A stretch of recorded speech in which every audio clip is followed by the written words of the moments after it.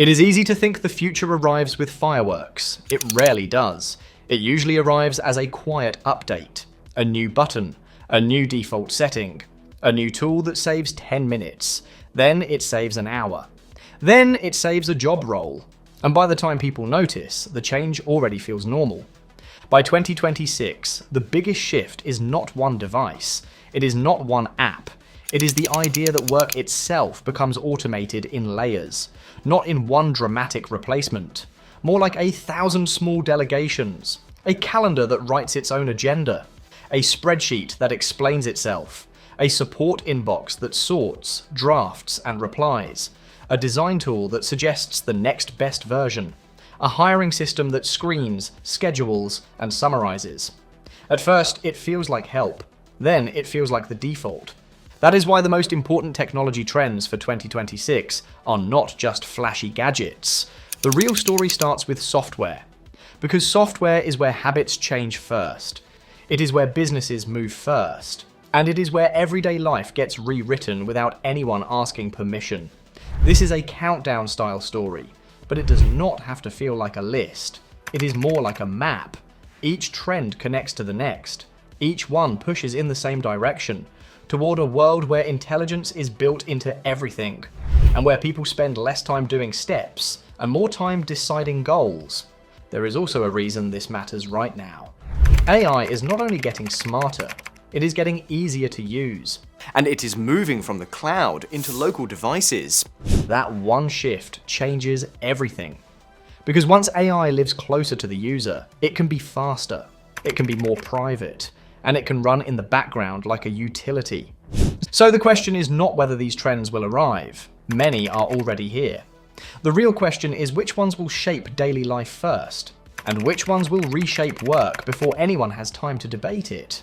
Start with the simplest trend that sounds boring. It sounds like business software. It sounds like office talk, but it has the power to change who can build and who has to wait.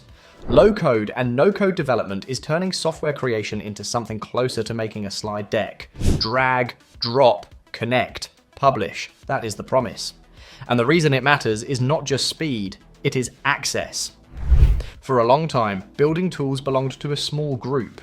People who could code, people who knew frameworks, people who understood deployment. Everyone else had ideas, but they had to send a request. Then they waited. Then the request hit an IT backlog. Then the needs changed. Then the tool never shipped, or it shipped late and wrong. Low-code platforms flip that pattern. They let teams build small tools on their own. A sales team can build a lead tracker that fits their process. A teacher can build a student check-in app. A small business can build a booking system.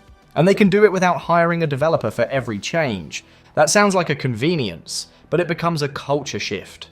Because once people can build, they start to see work as something that can be redesigned. That mindset spreads, and it makes companies move faster. There is another layer coming in 2026. Low-code is merging with AI. Instead of building from a blank canvas, people will describe what they want. The system will generate a starting point. Then the user edits it. Not by writing code, but by describing changes. That turns development into a conversation. The result is that software stops being a bottleneck. It becomes a material, something teams shape quickly, something they can iterate weekly, not yearly. And that is why this trend sits near the foundation of everything else. But low-code alone does not explain the speed people are feeling. The real acceleration comes from a different shift. AI is moving from being a feature inside apps to becoming the layer that sits under everything. Think about what happens when AI is built into the operating system itself. That is not a single app. That is the environment where work happens. It is the place where files live, where notifications appear, where search happens, where commands get executed. An AI-native operating system changes the idea of how a computer is used. Instead of clicking through menus, people will ask for outcomes. Summarize these documents. Compare these two plans. Turn these notes into an email draft. Find the file that mentions that client's new pricing. Make this chart cleaner. Pull the key numbers and explain what changed. When AI sits inside the system, it has context. It can see the open windows. It can understand what the user is doing. It can connect actions across apps. That is a massive change. Because most work is not one task. It is a chain of tasks. It is moving information around. It is formatting. It is copying. It is searching. It is a rewrite. It is checking. An AI native system turns those chains into one request. And if that request works well, people do not go back. The old way starts to feel slow and manual. This is also why the shift feels personal. It is not just business automation. It is everyday friction getting sanded down. People will treat the computer like a collaborator, not like a machine that needs precise instructions. That sounds exciting, but it also creates a new dependency. If a system writes, summarizes, and decides what matters, then the system is shaping attention. It is shaping what gets noticed. It is shaping what gets ignored. That becomes important later. Because once AI becomes the default interface, the people who control that interface control the flow of work. That leads straight into the next trend: workflow automation at scale. Automation used to mean a script, a macro, a small rule. If an email comes in, forward it. If a form is filled, add a row to a sheet. Useful, but limited. In 2026, automation looks more like a nervous system. Entire processes will be designed to run without constant human handling. Hiring pipelines that screen and schedule, finance pipelines that collect invoices, match them to purchase orders, and route approvals. Customer support pipelines that classify tickets, draft replies, and escalate only the tricky cases. Operations pipelines that reorder supplies based on predictive needs. This is not only about saving time, it is about consistency. It is about speed. It is about reducing error. In big organizations, repetitive work is expensive. Every small handoff adds delay. Every manual check adds cost. Every missed step adds risk. AI makes automation smarter. It can handle messy inputs. It can interpret language. It can detect exceptions. It can learn patterns. That means automation expands into the kinds of work people used to say could never be automated. And it will not happen in one leap. It will happen in phases. First, AI drafts. Then AI recommends. Then AI executes with approval. Then AI executes by default. Humans move from doing the steps to supervising the flow. At that point, the job changes. The value shifts to setting goals, defining constraints, and deciding what good looks like. People become managers of processes. They become editors. They become reviewers. That is a different skill set. But there is another layer that makes this change feel faster than any previous wave. AI agents. Most people have experienced chatbots. Ask a question, get an answer. Useful, but passive. The user still has to do the work. Agents are different. Agents take a goal and execute steps. They plan, act, check, and adjust. Instead of saying, here are ideas for a trip, an agent can build the trip. It can compare options. It can create an itinerary. It can fill a calendar. It can write the packing list. It can send the summary. In business, an agent can run a report, pull the data, clean it, visualize it, and explain what changed. Then it can suggest actions. This is where AI stops being a tool and starts being a worker. Not in a human sense, more like a digital intern that never sleeps. It does not just answer, it performs. In 2026, a lot of work will be divided into outcomes, and agents will be the layer that turns outcomes into actions. This is also where trust becomes the main currency. If an agent can touch systems, it can also break them. It can make a wrong booking. It can send a wrong message. It can approve the wrong payment.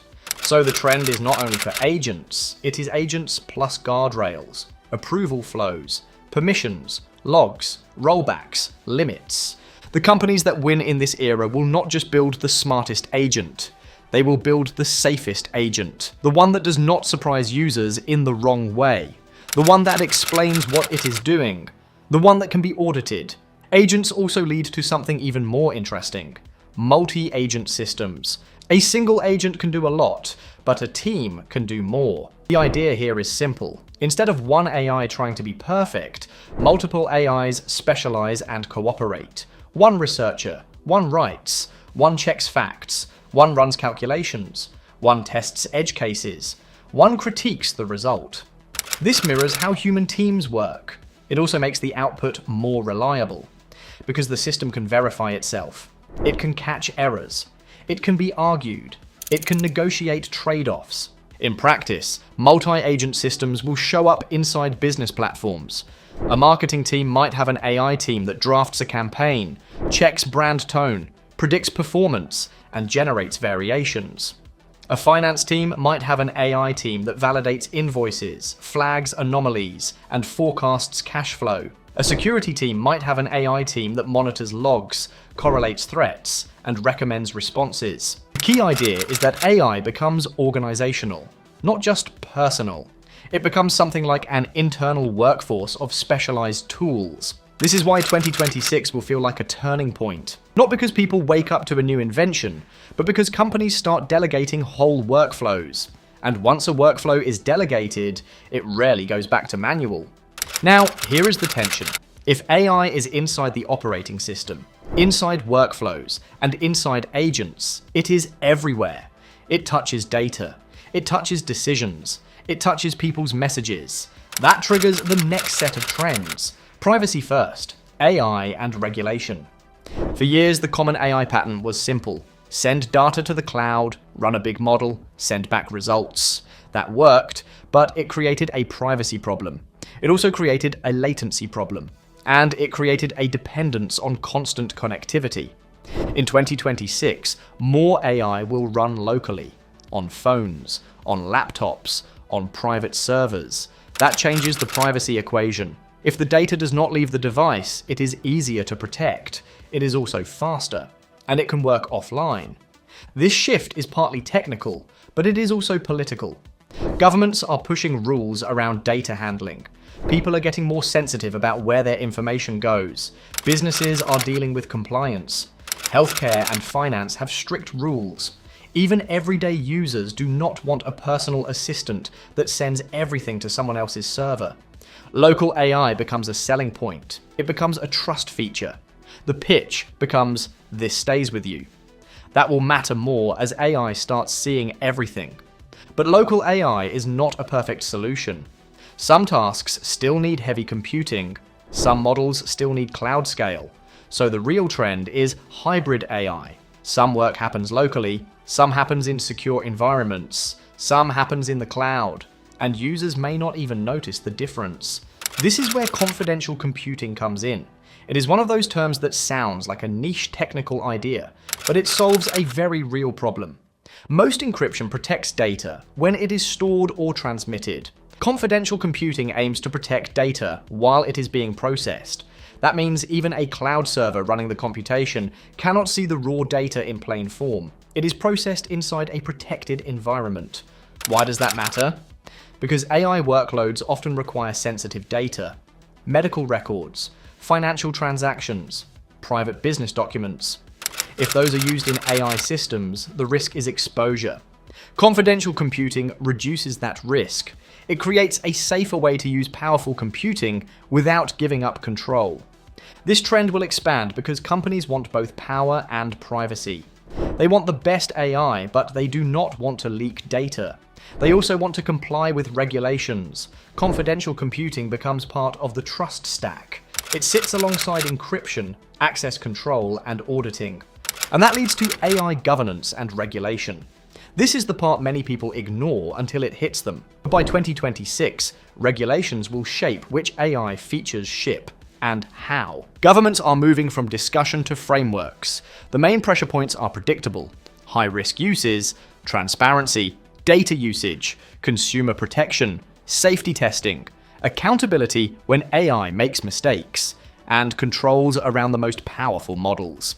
Companies are responding too. They are building safety teams. They are building policy layers into products.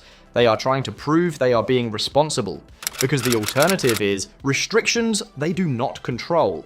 This is not only about stopping bad uses, it is also about building trust, because if people do not trust AI, they will not delegate to it, and delegation is where the value is. So the story of 2026 becomes a balance. More automation, but more guardrails. More capability, but more privacy. More speed, but more oversight. Now, pull back and connect the dots. Low code makes building easy. AI native systems make computers conversational. Workflow automation turns processes into pipelines. Agents turn goals into actions. Multi-agent systems turn tasks into team efforts. Privacy-first AI pushes intelligence closer to the user. Confidential computing protects sensitive processing. Governance sets the boundaries. When these trends combine, they create a new reality. A world where everyday work is less about doing steps and more about directing systems. That is why the phrase, automate up to 70% of everyday work tasks, lands so hard, because it does not mean one robot takes a job. It means the job gets hollowed out from the inside. The routine parts vanish. The human parts change shape. In an office, that might look like fewer meetings spent reading documents, because summaries appear instantly. It might look like fewer people doing data entry, because systems capture and validate data automatically. It might look like fewer people drafting the same kinds of emails, because AI drafts them with a consistent tone. It might look like fewer manual reports, because dashboards explain themselves. It might look like faster hiring cycles, because scheduling and screening are automated. In daily life, it might look like a personal assistant that actually does things. It might manage subscriptions. It might compare bills. It might prepare taxes. It might negotiate appointments. It might remind someone based on patterns, not alarms. It might order groceries based on habits. It might catch errors before they become problems. This is why this part of this series focuses on the software layer. Because once the software layer shifts, everything else follows. Hardware becomes the delivery vehicle for that intelligence, but the intelligence itself changes behavior first. There is also a psychological shift happening. People are learning to think in prompts. They are learning to describe goals clearly. They are learning to work with systems that respond in language. That changes how problems are approached. It changes how work is planned. It changes how creativity is expressed. But there is a catch. As AI becomes the default layer, it also becomes the new gatekeeper. It decides what it shows first. It decides what it suggests. It decides what it hides. That means people need literacy. They need the ability to question outputs. They need to notice when a system is confident but wrong. They need to set constraints and ask for sources. This is why the most valuable skill in 2026 may not be coding. It may be judgment. It may be the ability to define what matters, to spot nonsense, to check assumptions, to supervise systems without being hypnotized by them. Because automation does not remove responsibility. It changes where responsibility sits. Now bring it home with a simple thought experiment. Imagine a normal morning. A person opens a laptop. The system already knows what is due today. It has scanned emails and messages. It has pulled tasks from project tools. It has summarized the most important items into a short brief. It has drafted replies to routine emails. It has proposed a schedule. It has flagged 2 issues that need attention. And it has suggested 3 actions to prevent a bigger problem later. That person can approve, edit, or override. But the point is this: the workday starts with decisions, not chores. That is the future these trends are building. Not because people become lazy, but because time is scarce, and attention is scarce, and businesses reward speed. So this part ends with a clear takeaway. The biggest trends of 2026 do not start with robots walking around. They start with software that quietly takes on tasks. They start with systems that turn work into outcomes. And they start with tools that let anyone build, not just engineers. And the next part takes this same intelligence and follows it off the screen, into devices, cities, robots, and daily spaces. Because once the software layer is ready, the physical world becomes the next interface. That is where the story gets even more visible. This part of the story starts with a simple idea. The future does not stay on a screen. It leaks out. It spreads. It shows up in sidewalks, stores, streets, and homes.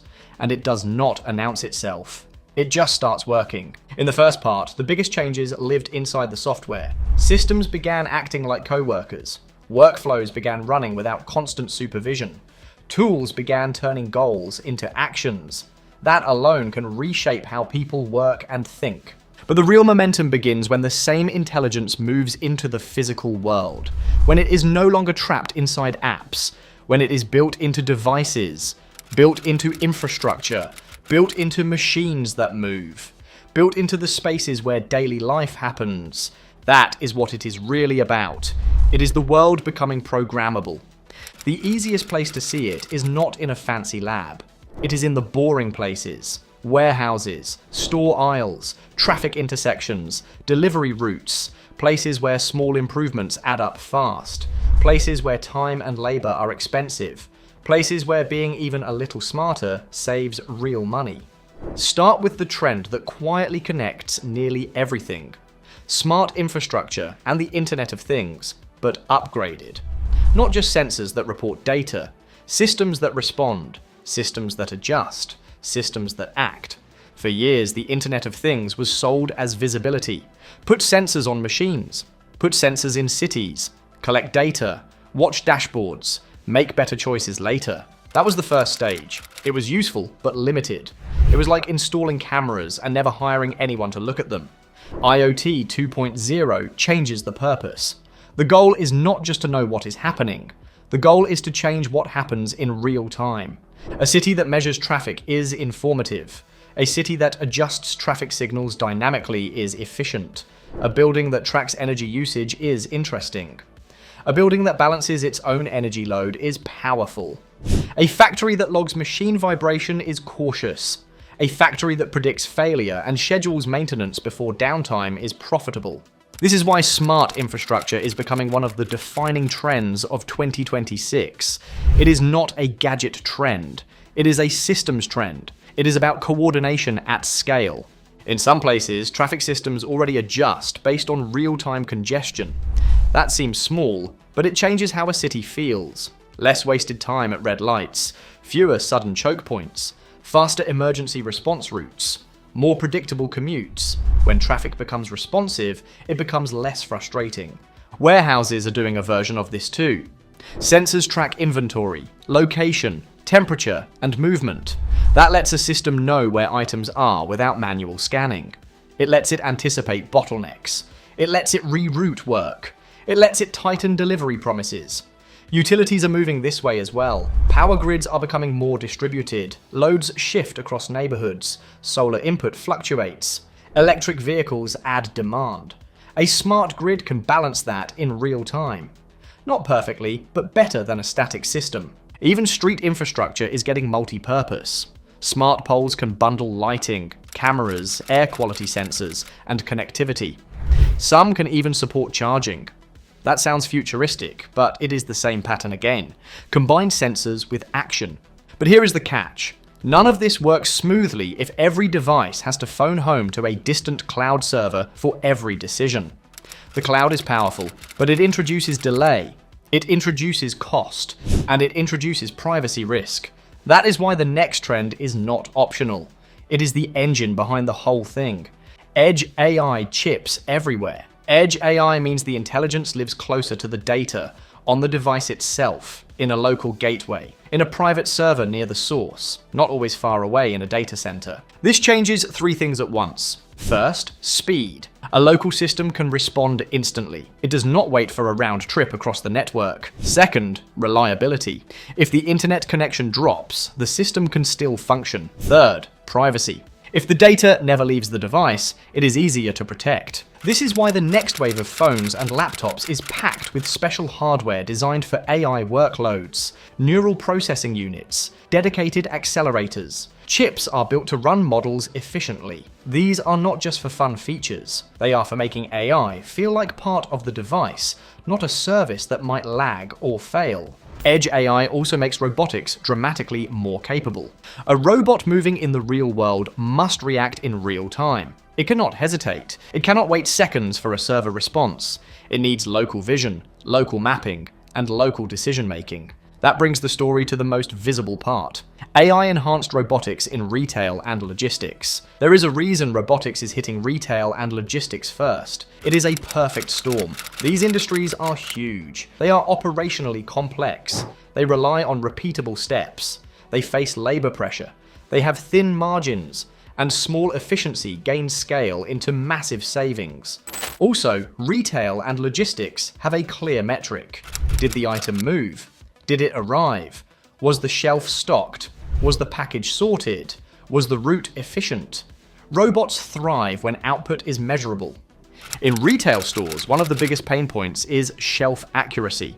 Items go out of stock, labels get misplaced, products end up in the wrong section. Employees cannot constantly scan every aisle. Autonomous shelf scanners solve that. They move through the store and check where.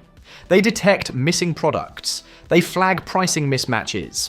They notice when a shelf is disorganized. They do not need to be perfect. They just need to be consistent. Because consistency catches problems earlier.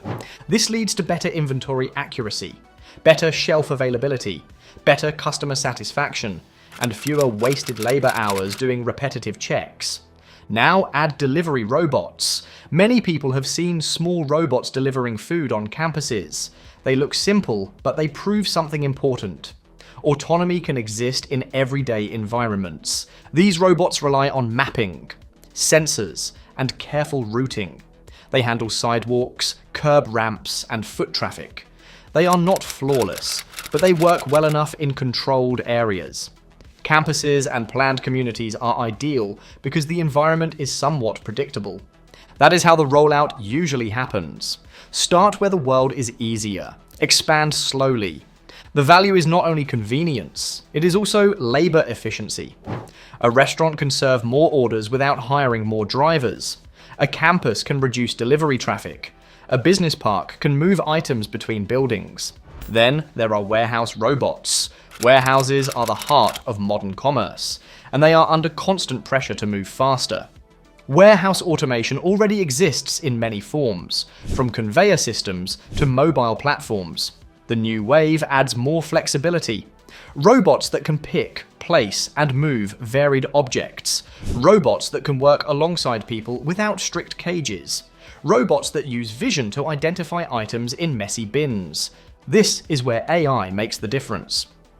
Traditional robots were good at repeating a known motion. AI-driven robots can adapt when the world changes a bit.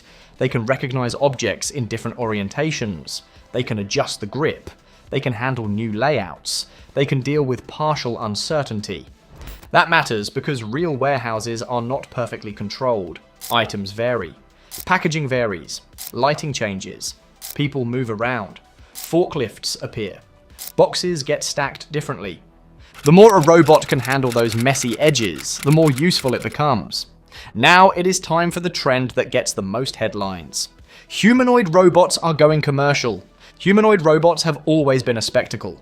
A robot that looks like a person walking across a stage. A robot dancing. A robot waving. But the real reason companies care is not the show. It is compatible. Human-shaped robots can fit into human spaces. Most warehouses and factories were designed for humans. Shelf heights, door widths, stair dimensions, tool handles, workstations, all are built around the human body. A robot with a human-like form can use those spaces without major redesign. That reduces adoption costs. It makes pilots easier. It also allows a robot to take on tasks that are spread across an environment, not locked to one station. The truth is, humanoid robots will not do everything. They will start with basic, repetitive tasks. Carrying items, moving bins, sorting, simple loading, simple assembly, cleaning. And over time, as dexterity improves, tasks expand. The important part is not that they are perfect. The important part is that they are becoming practical enough to be deployed. And once robots are deployed, they get better quickly. Because deployment creates data. Data creates training, training improves performance, performance leads to more deployment. It becomes a flywheel. But robotics is not only a business story, it is also a social story. Once machines do visible work in public spaces, people start to relate to them. Some will trust them, some will fear them, some will ignore them, but nobody will be neutral forever. A robot in a store becomes part of the environment. A delivery robot on a sidewalk changes how pedestrians behave. A humanoid in a factory changes how workers feel about management. That is why these deployments are as much about psychology as they are about engineering. The technology has to be safe, it has to be predictable, it has to communicate its intent, it has to avoid scary surprises. Now, shift from robots to something that changes perception itself. AI-crafted experience in extended reality. VR and AR have been talked about for years, often as a future that never quite arrives. Headsets felt bulky, apps felt limited, the use cases felt niche. That story changes when AI makes these environments dynamic. XR spaces can generate content in real time, when characters can respond naturally, when worlds can adapt based on what the user does. That is the key. Adaptive. In training, this is huge. Instead of a scripted simulation, a system can create endless scenarios. It can respond to mistakes. It can push the learner into edge cases. It can act like a coach. Imagine safety training for a factory. Instead of reading a manual, workers enter a simulation where hazards appear realistically. The system watches choices. It provides feedback. It escalates difficulty. It can even tailor lessons to the person's weak spots. The same applies to medical training. To emergency response drills, to pilots, to technicians learning repairs. When simulations become adaptive, they become closer to reality. In design work, XR can become a shared workspace. Teams can walk around a model. They can change materials. They can test layouts. With AI, the system can suggest improvements, highlight constraints, and summarize decisions. In retail, XR can reshape shopping. Virtual stores can change layout based on attention. Products can be surfaced based on interest. Information can appear without clutter. The experience becomes personal. AI also powers more believable virtual characters, not just scripted responses. Characters that hold conversation, respond to questions, and guide users. That makes XR feel less like a demo and more like a place. But there is a more immediate XR shift that affects daily life. AR glasses are replacing screens in small moments. Phones are still powerful, but many interactions are tiny. Checking directions, reading a message, seeing a reminder, capturing a quick note, looking up a name. Translating a sign. AR glasses can move those micro-tasks into the field of view. That reduces the need to pull out a phone. It reduces interruptions. It changes posture. It changes attention. The most useful AR is not flashy. It is quiet. Live captions during conversation. Navigation arrows on sidewalks. Instant translation subtitles. A subtle reminder when walking into a store. A notification that appears and disappears without demanding a full screen. AI makes this more powerful because AI can understand context. It can predict what matters. It can filter noise. It can decide what to show and what to hide. That is where the real battle will be. Whoever controls the AR layer controls what people see first. It is like owning the new home screen. But in reality, this will create new expectations. People will want information instantly. They will want guidance without searching. They will want systems to know what they mean, not just what they say. Now bring the story back to the body.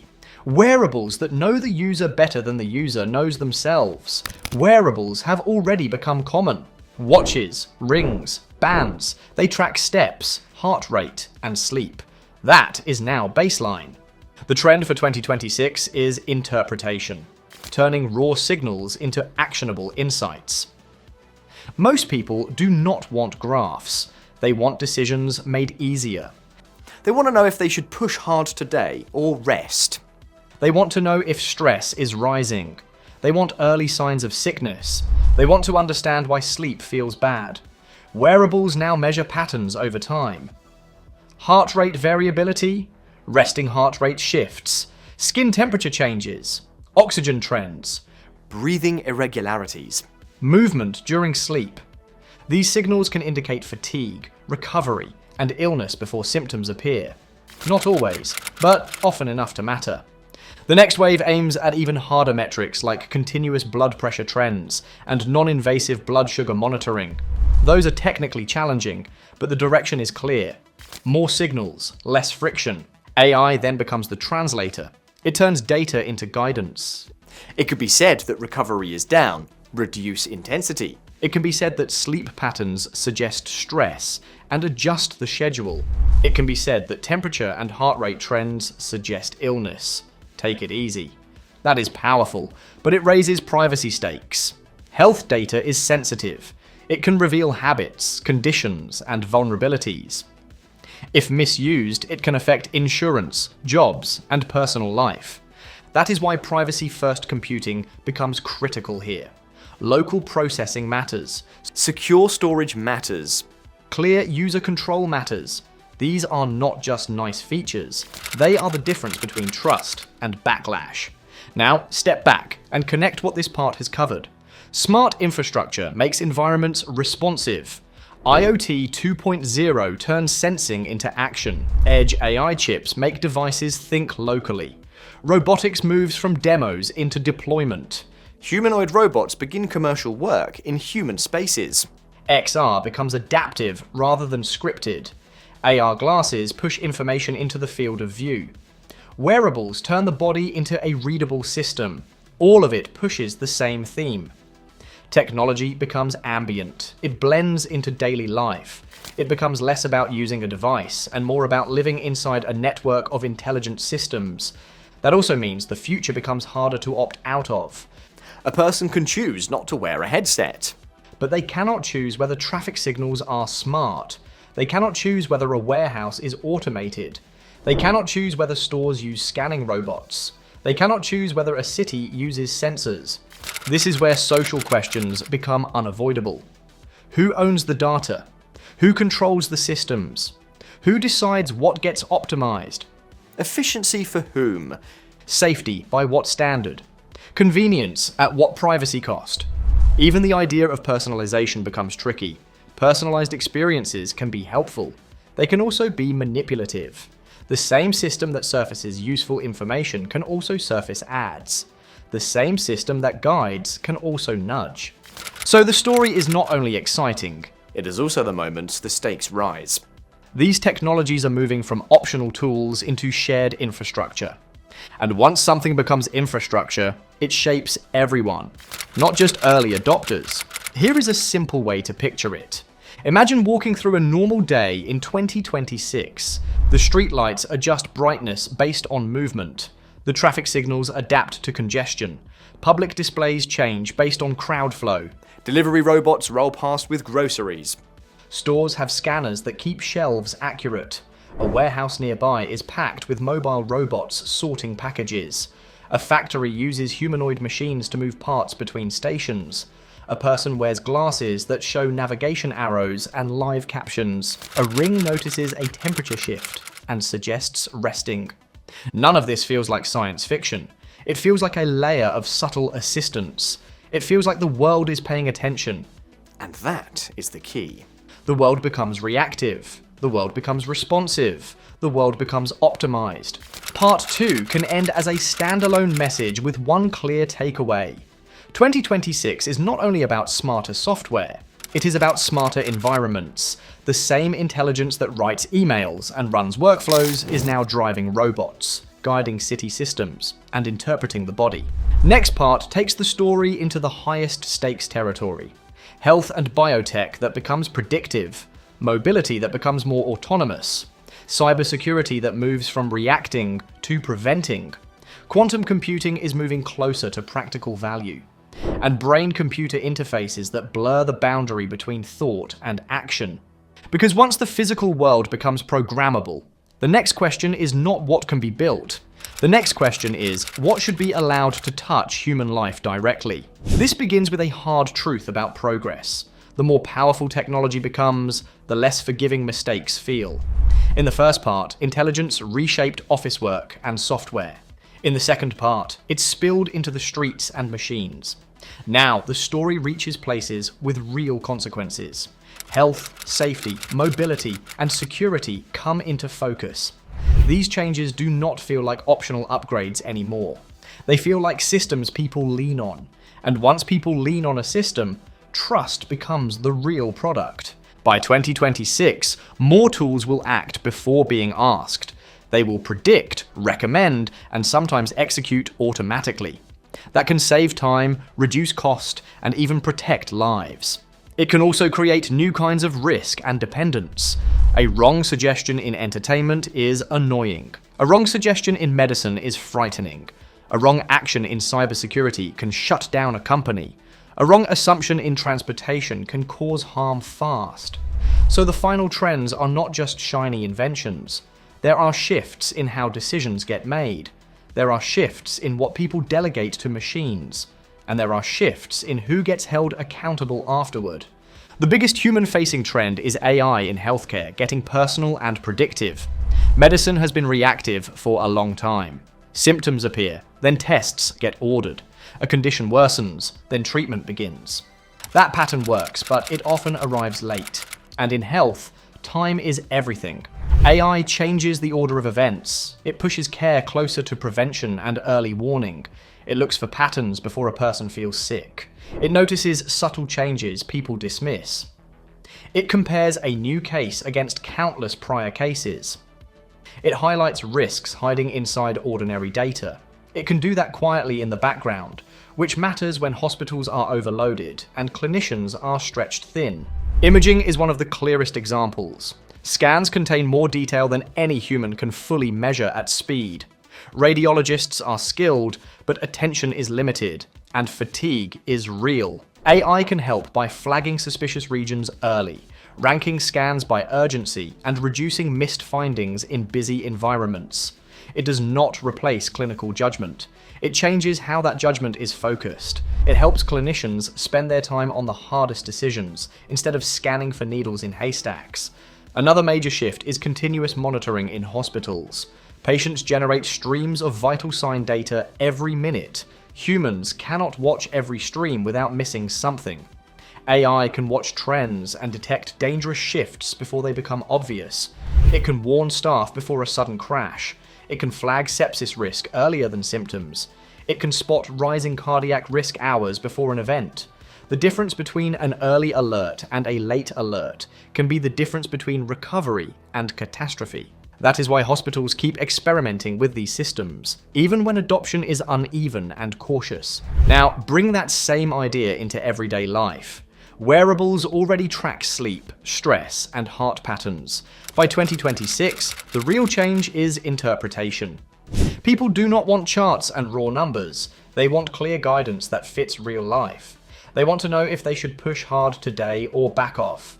They want to know if they are trending toward illness. They want to understand why sleep felt wrong. They want a simple signal that turns data into a decision. That guidance becomes more personal over time. AI can learn a person's baseline patterns and notice small deviations that matter for them. It can see recovery drifting down and connect it to poor sleep or rising stress. It can suggest changes that fit real routines instead of generic advice. This makes health tracking feel less like homework and more like a quiet coaching layer. The system does not just measure. It interprets, and it does so continuously. The next wave focuses on deeper signals that have a major long-term impact. Blood pressure trends and glucose-related patterns draw attention because they affect so many people. These metrics are hard to track without friction today. But companies are racing to reduce that friction because even partial progress has enormous value. When measurement becomes easier, behavior often changes. And when behavior changes, outcomes can improve. A system that helps people notice a slow trend early can prevent a crisis later. That is the promise, and it is why this category keeps growing. But health technology always brings a shadow topic. Privacy becomes central, not optional. Health data is not like shopping preferences or music taste. It can reveal conditions, vulnerabilities, and future risks. If mishandled, it can harm people in real ways. It can affect insurance, employment, and personal relationships. So, privacy is not a side feature in health tech. It becomes a condition for adoption. People will accept guidance if they feel control is real. They will resist it if it feels invasive. That is why local processing and secure computing matter so much in this era. When AI runs on devices, less data has to travel. When secure hardware protects sensitive processing, leaks become harder. When permissions are clear, trust becomes easier. The winning products will not only be accurate, they will also feel respected by design. They will make it obvious what is collected, what stays local, and what leaves the device. In a world where health insights become common, trust becomes the gate.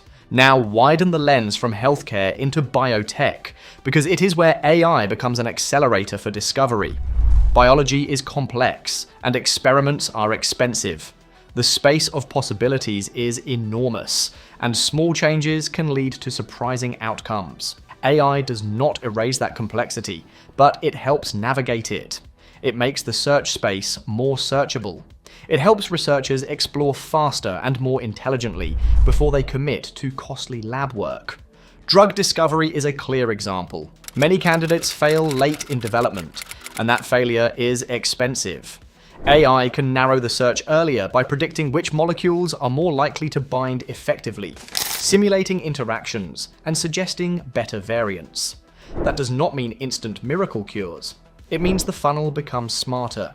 More ideas can be tested digitally before lab trials.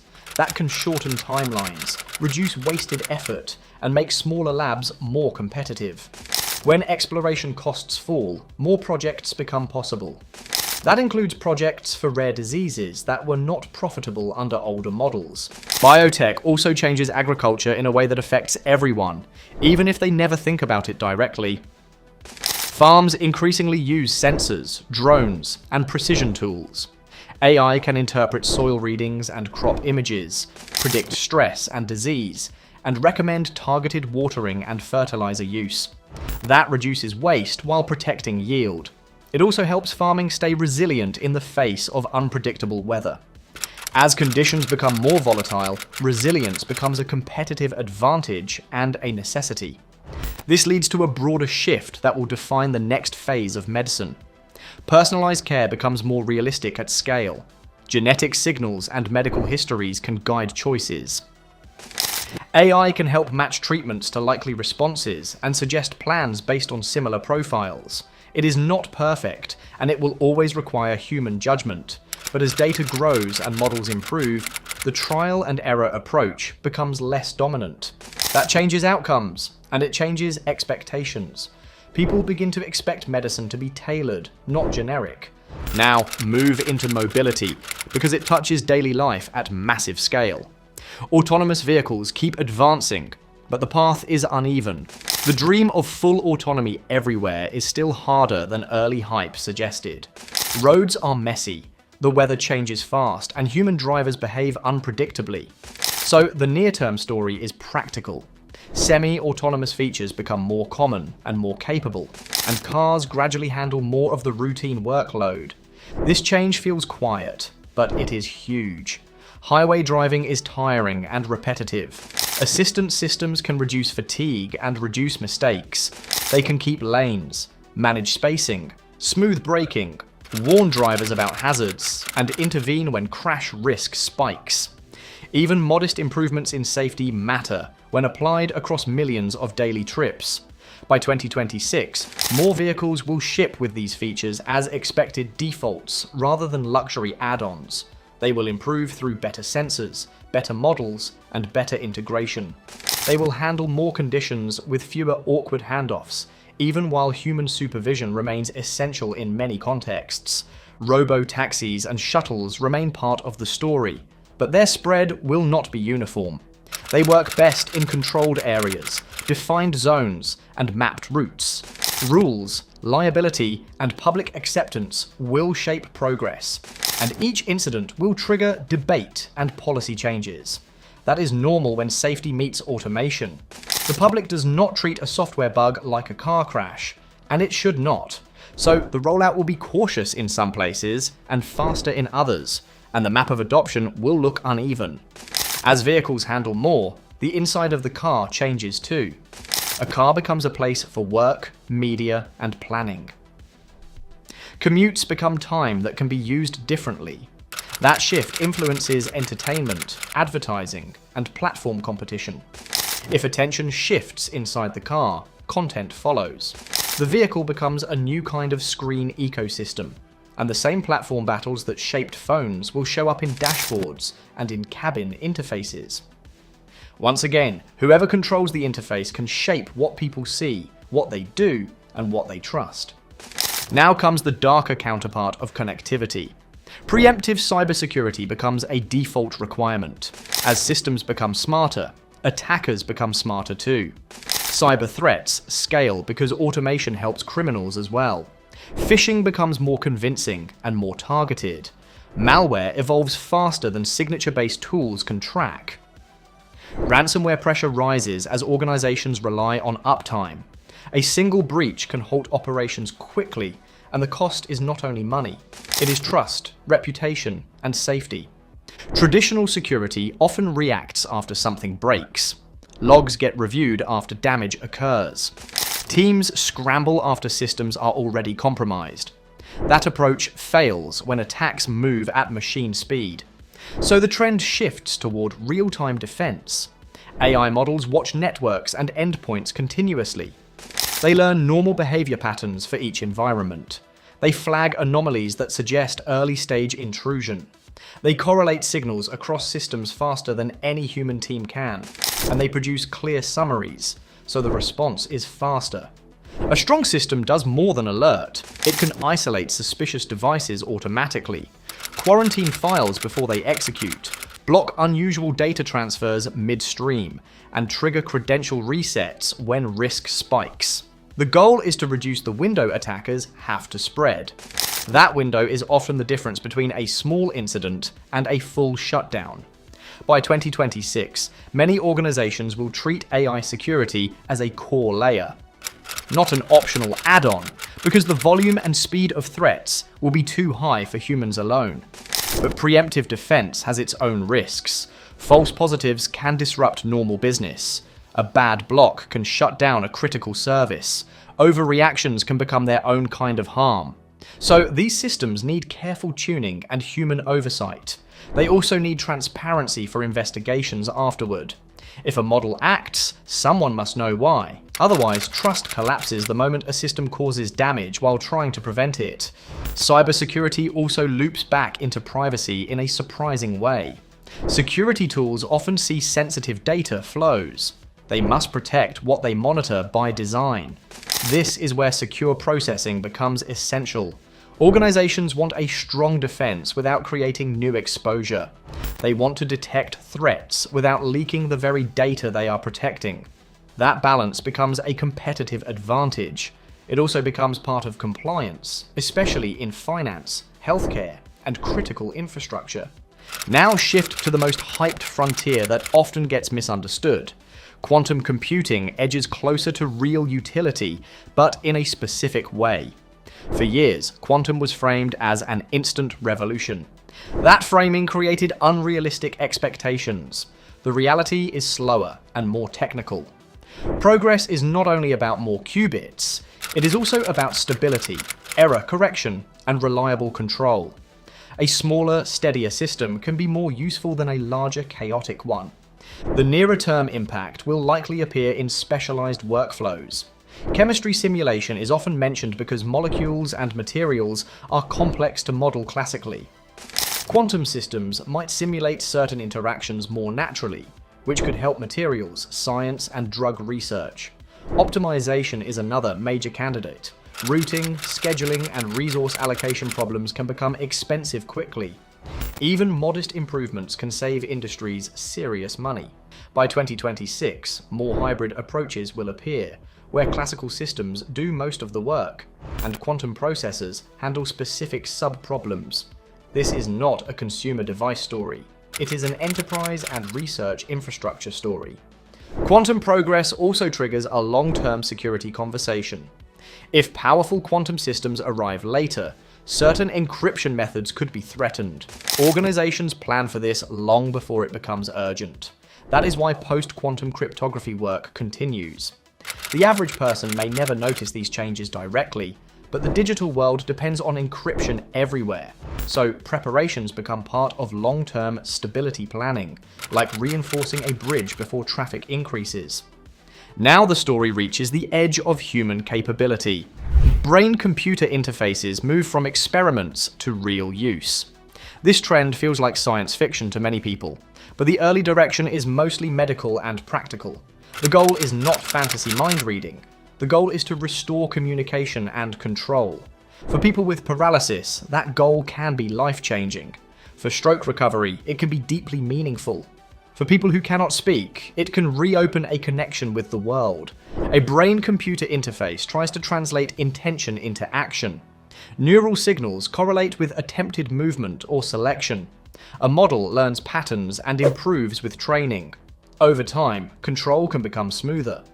Different approaches trade precision for accessibility and risk. Some use implants for clearer signals. Others aim for less invasive methods that can reach more people. The competition between approaches will shape how quickly the field grows and how broadly it can be used. By 2026, the biggest story is not consumer brain gadgets. The biggest story is that clinical progress makes the technology feel real.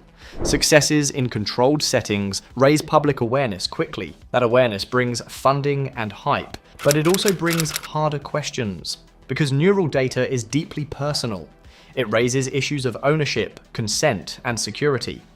Who controls the recordings and models trained on them? How risks are explained to people under pressure? What happens if a device is compromised? How access is kept fair? Whether this widens inequality? Whether it creates pressure to adopt in certain contexts? Even if those fears are ahead of reality, they shape policy and public perception.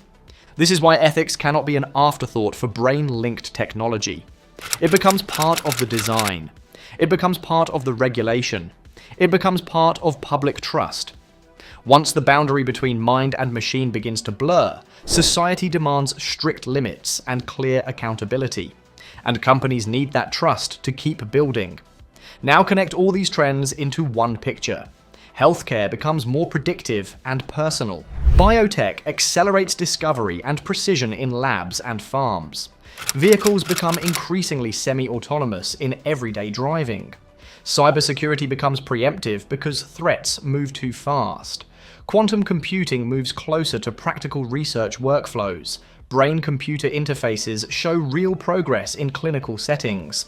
Each trend increases the role of machines in decisions. Each trend raises the stakes of error and misuse. This is why 2026 feels like a negotiation year. People negotiate how much to delegate. Businesses negotiate how much autonomy to grant automation. Governments negotiate rules that balance innovation and safety. Families negotiate how much health data to collect. Workers negotiate how robotics and automation reshape roles. Consumers negotiate whether convenience is worth surveillance risk. The world negotiates what trust should look like now. A useful way to see the shift is to imagine a day unfolding step by step. A wearable notices unusual sleep patterns overnight and suggests rest. It recommends a lighter schedule and hydration. It offers a quick check-in with a clinician if signals persist. A medical system reviews basic vitals and flags mild concern. An assistant drafts a clear health summary that a clinician can review quickly. No one panics, but early signals are not ignored. Small prevention steps happen before a crisis forms. Later, a vehicle handles most highway driving smoothly. The driver stays alert, but strain is lower. During the ride, a briefing appears with key action points for the day.